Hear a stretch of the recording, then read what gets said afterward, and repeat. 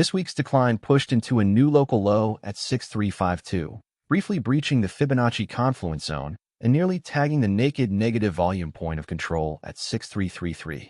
That interaction marks the lower boundary of the broader termination cluster that completes a deeper test than last week's 6389 low. The updated volume and gamma landscape reinforces this shift.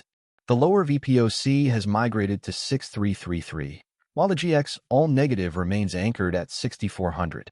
The GEX flip all has also shifted down to 6617, placing current price directly inside the flip zone and highlighting a more balanced but still fragile hedging posture. From the 6352 low, price produced a clear impulsive advance, retracing to the 61.8% level of wave 5 of the larger C-wave decline. That move created a strong fair value gap between 6469 and 6529.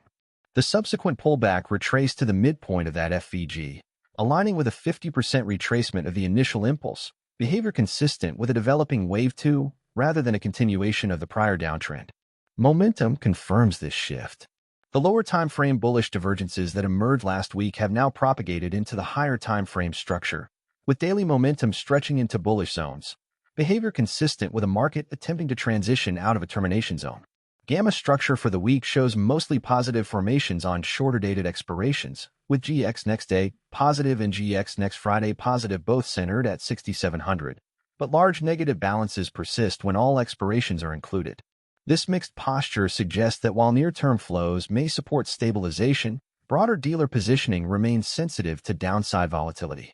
If the advance from 6352 is indeed wave one of a new impulsive sequence, then the primary upside magnets are defined by the following.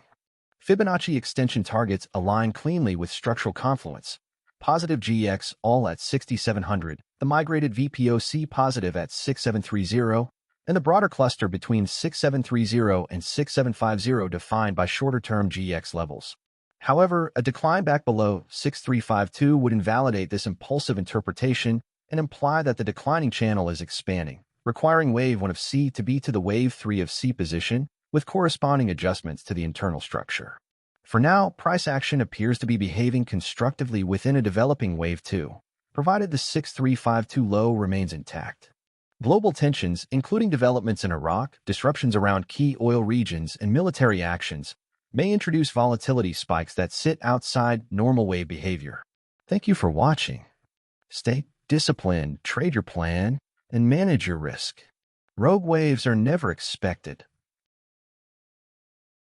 Thank you. Please like and subscribe for more analysis.